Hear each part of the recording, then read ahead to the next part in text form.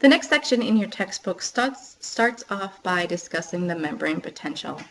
And a membrane potential exists because of excessive positive ionic charges on the outside of the cell. You could probably make a note that the extracellular fluid is high in sodium, that's Na+, and it's high in chlorine, which is negatively charged. That's a Cl-. And that membrane potential exists also because there's an excessive negative charge on the inside of the cell. And so this creates a polarized membrane. The intracellular fluid is high in potassium, that's a K+, and negatively charged proteins. And since those proteins are non-permeating, they stay in the intracellular fluid. An undisturbed cell has a resting membrane potential that's measured in millivolts, that's little m, big V. And the resting membrane potential of neurons is minus 70 millivolts. And this potential is regulated with ion channels. Now, some ion channels are always open. These are called leak channels. And some are open or closed. They can be controlled. And these are called gated channels. So this picture is trying to illustrate that resting membrane potential of an undisturbed cell. So let me just point out a few things before I start talking about it. On the top, you have extracellular fluid. So everything pictured in gray is that extracellular fluid. The plasma membrane is this blue wall here in the middle. And then the intracellular fluid, or the cytosol, is pictured in this light peach color. Okay. Notice in the extracellular fluid, this gray region up here at the top, you have a whole bunch of negatively charged chloride ions. Okay. And you have quite a few positively charged sodium ions. And these are pictured as these purple balls with the plus. The plasma membrane, you can see there's a little voltmeter here. The voltmeter, since it's resting, is pointing at minus 70 millivolts. There's a few other markings on here, like 0 and plus 30. So keep that in mind that when we're talking about action potentials, we're going to be moving towards 0. We're going to be getting more positive. Okay, so we'll be leaving that minus 70 and marching closer towards 0 and plus 30. On the inside of the cell, you can see there's all these negative charges lined up right on the plasma membrane, and that's due mostly to these big, huge, purple, negatively charged proteins that are always inside of the cell. They're too big to cross the plasma membrane, so those negative proteins are always on the inside of the cell. Okay. So a few other things to show you here. We have a potassium leak channel that's always allowing potassium to leak out slowly. And we have a sodium leak channel that's always allowing sodium to leak in. But we want to keep potassium on the inside of the cell, and we want to keep sodium on the outside. So we have this sodium-potassium exchange pump. And I mentioned this way back in, I think it was chapter 3, the sodium-potassium exchange pump. This is a method of active transport. And if you look down here, you can see there's an ATP that's being used and converted to ADP. So pumping sodium out of the cell and keeping potassium in the cell does cost the cell ATP. It costs energy. So we want to maintain this gradient. We want to maintain this negative charge on the inside and overall positive charge on the outside.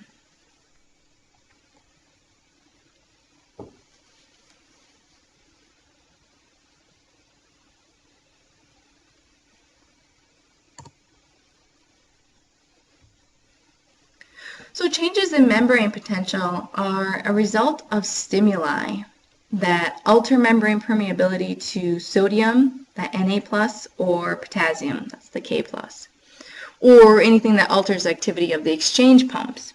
For example, a stimuli could be something that opens gated channels and increases the movement of ions across the membrane.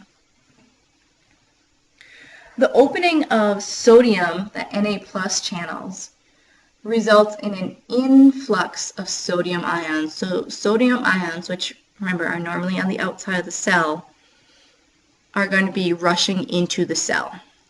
And that event which moves the membrane potential towards zero, makes it more positive, this shift is called depolarization.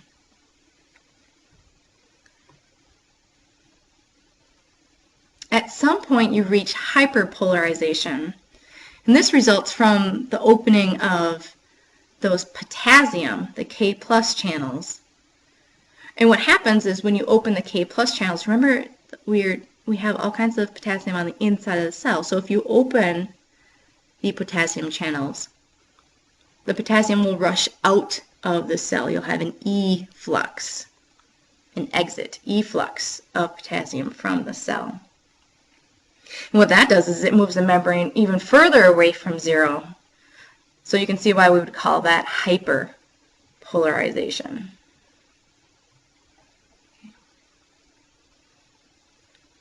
Repolarization happens when we return the cell to a resting membrane potential. So we return from depolarization. We get more negative again.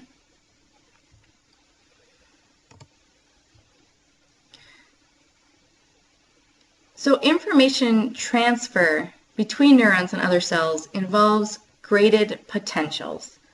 And that's why I keep on talking about positive and negative charges and shifts. Local changes in the membrane that fade over a distance are called graded potentials. Okay, so all cells can experience a graded potential when they're stimulated. And this can even result in the activation of smaller cells, like triggering a gland to release its secretion. But graded potentials by themselves can't trigger activation of large neurons or muscle fibers. Those are going to require an action potential. So an action potential is a change in the membrane that travels the entire length of the neuron. So essentially a nerve impulse. And this is due to that excitable nature of muscle and neuron cell membranes. So if you have a combination of graded potentials that causes the membrane to reach a critical point of depolarization, this is called threshold. And then, once you reach threshold, then the action potential will occur. So that's why we describe action potentials as all or none. The impulse either will or it will not propagate down the length of the neuron.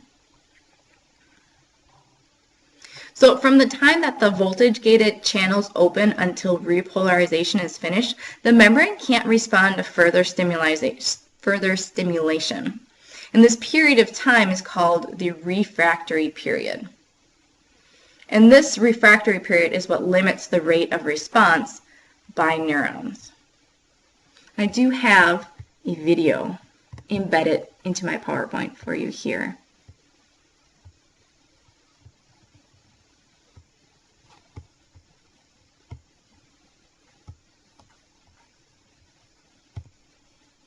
A nerve impulse is an electrical current that travels along dendrites or axons due to ions moving through voltage-gated channels in the neuron's plasma membrane. Voltage-gated channels open and close in response to an electrical voltage, so they are affected by changes in electrical charge around them. When a neuron is at rest, a charge difference is maintained between the inside and outside of the cell. This charge difference is produced and maintained largely by active transport using sodium-potassium pumps. The pumps send sodium ions out of the cell and bring potassium ions in. While other channels allow some flow of potassium ions back out of the cell, the sodium ions cannot easily get back in to replace the lost positive charges. The overall result is that the exterior of the cell has a net positive charge and the interior has a net negative charge. The difference in charge between the interior and exterior of the cell is called the resting membrane potential.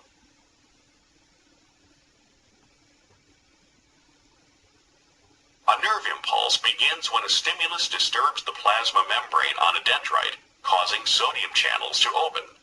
Sodium ions flow into the cell, lessening the charge difference at that location. If the change is enough, it will cause nearby voltage-gated sodium channels to open. This allows so many sodium ions to flood into the cell at that location that the membrane there is depolarized, with the local region inside the cell having a net positive charge and the outside of the cell having a net negative charge. This affects neighboring voltage-gated sodium channels, which then open, moving the depolarization along the membrane. This moving depolarization is called an action potential. Changes occur behind the action potential to restore the resting membrane potential. The voltage-gated sodium channels close and voltage-gated potassium channels open. This allows a rapid flow of potassium ions out of the cell, repolarizing the membrane so that the inside is again negative and the outside positive.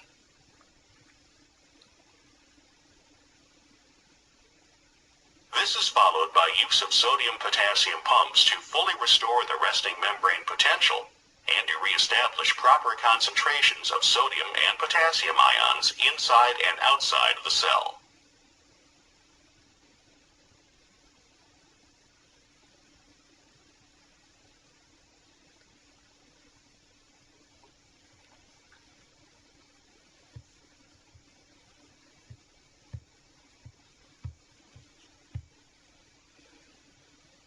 And so this figure then is showing that change in the membrane potential in millivolts over time.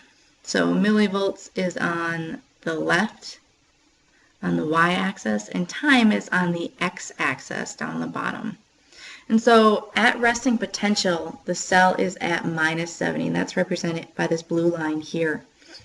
If the cell experiences a graded depolarization like that stimulation, you'll have a change from that minus 70. Some of those sodium ions are going to be allowed in until eventually you reach threshold, which is that minus 60. So by adding positive charges, you become less negative. Okay, so you move from minus 70, which is resting potential, to minus 60, and that's threshold. At that point, you get your you get your action potential, which is stimulated. Okay, and the cell begins to depolarize because at minus 60, then other voltage-gated sodium ions channel open. Okay, and so sodium will move from the outside into the cell. That's the influx of sodium ions. Okay, and so the cell, the charge continues to rise because sodium ions are positively charged, so they become less negative, getting closer to zero. You move towards that 0 millivolt until eventually you bypass 0. And once you reach hyperpolarization, the sodium channels are going to close and the potassium channels are going to open. And remember which way the potassium channels are going to be shuttling those potassiums out of the cell. So potassiums will leave. They'll move out of the cell. They efflux. Okay. And after that hyperpolarization, after you reach that plus 30, then you begin, since you're allowing positive charges to leave the cell becomes more negative. Okay. And then that is when you start your repolarization. Okay, and it will just continue until those potassium ions are going to be leaving the cell, and that will continue to occur until you reach that resting membrane potential of minus 70 millivolts again. At that point, both your potassium channels and your sodium channels are going to be returning to their normal states. Like that picture that I showed you back a few slides ago. Okay. And the later part of the video was describing the propagation of that action potential along the membrane, which occurs when local changes in the membrane in one site are going to result in the activation of voltage-gated channels in the next adjacent site of the membrane. And that's going to cause a wave of membrane potential changes. So this is called continuous propagation, which is pictured on the left under section A. That's continuous propagation. And this occurs in unmyelinated fibers, and it occurs relatively slow. However, saltatory propagation occurs, you can see in this part of the figure in B, occurs in myelinated axons, and it's much, much faster. So the depolarization jumps from node to node to node instead of walking along that axon. Okay, so it jumps. So that's why in myelinated axons that saltatory propagation can happen so much faster.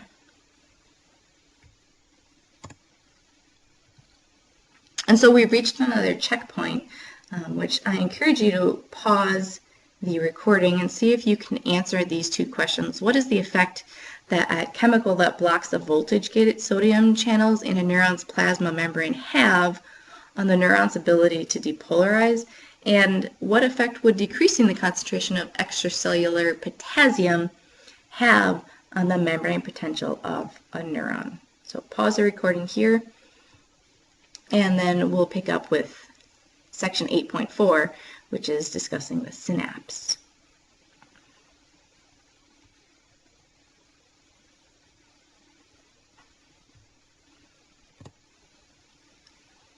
So a synapse is defined as a junction between a neuron and another cell. And this other cell could be a muscle cell, which would mean that we're talking about a neuromuscular junction. The other cell could be a gland. In that case, we call it a neuroglandular junction. And so these are both examples of neuroeffector junctions, but it could also be a neuron synapsing with another neuron. And synapses function because of chemical messengers called neurotransmitters. I told you a little bit about this in the muscles chapter, but something you need to realize is that this communication happens in one direction only. Okay, it's a one-way communication system. So I mentioned that when you have synapses between neurons, the synapse is composed of the axon terminals of a presynaptic neuron, the synaptic cleft, or the space in between the neurons, to the dendrite, or the cell body of the postsynaptic neuron. So those are terms we're going to be using: presynaptic neuron, synaptic cleft, and postsynaptic neuron. Now, the neurotransmitters that I mentioned earlier are going to be stored in vessels on the axon terminals of the presynaptic membrane. Okay, so the neurotransmitters are stored in vesicles on the axon terminals of the presynaptic neuron, and they're released into the cleft, the synaptic cleft, and they'll bind to receptors on the postsynaptic neuron. And that's what's pictured here. We have our presynaptic axon, and this is the axon terminal. You can see it ends in like a button shape or a fingertip shape. Here's a mitochondrion. But the synaptic vesicles is where you have all of the neurotransmitters contained in these green little bubbles. And so the presynaptic axon terminal is going to release these synaptic vesicles that contain the neurotransmitter once they get the stimulation, the action potential that rolls down that axon. And those neurotransmitters will leave the presynaptic cell axon terminal and enter the synaptic cleft, or the space between this axon terminal and the postsynaptic membrane. The postsynaptic membrane is where you'll have those receptors for the neurotransmitter.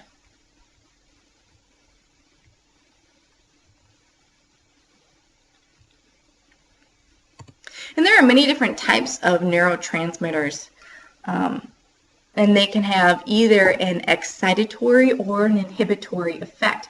Some examples of neurotransmitters are norepinephrine, dopamine, gamma-aminobutyric acid, serotonin, nitric oxide, and carbon monoxide. But in the muscle chapter, I told you about acetylcholine, which is released from cholinergic synapses. And again, the steps involved is you have an action potential that will arrive and roll down the axon to the axon terminal.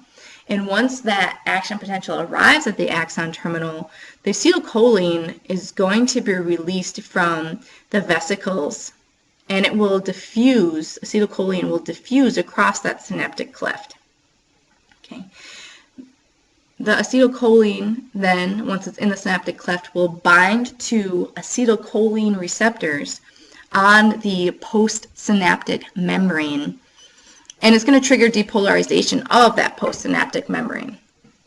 Okay, and then so in that way, that action potential is transferred from the presynaptic axon to the postsynaptic axon. Now, we can't just leave acetylcholine floating around in the synaptic cleft, so you have to remove it, and the way that we remove acetylcholine is by an enzyme that breaks it down, acetylcholine esterase. Acetylcholine esterase. Integration of sensory and motor information to produce complex responses requires groups of interneurons that act together. And this is called a neuronal pool, which is pictured here. And each neuronal pool has a limited number of input sources and output destinations, and each may contain either excitatory or inhibitory neurons. Neurons and neuronal pools communicate with one another in several neural circuits, such as pictured here. A divergence is when you have a pathway that spreads information from one neuron to multiple neurons, and that's pictured on the bottom left. Compared to a convergence, when several neurons are going to synapse with a single postsynaptic neuron, which is pictured on the right. The next section in your book starts describing the meninges. So the neural tissue of the central nervous system is extremely delicate, as you've probably noticed in lab. And it receives protection from 3 layers of specialized membranes called the meninges. The dura mater is the outer, very tough covering. And the dura mater has 2 layers, with the outer layer fused to the periosteum of the skull. The arachnoid layer is separated from the dura mater by the subdural space, and it's created by a web of collagen fibers. It's going to be flooded with or contain cerebral spinal fluid. And last, the pia mater is the innermost layer that's firmly bound to the neural tissue underneath. And so here's a picture of those meninges. The dura mater, again, is the outer, very tough covering.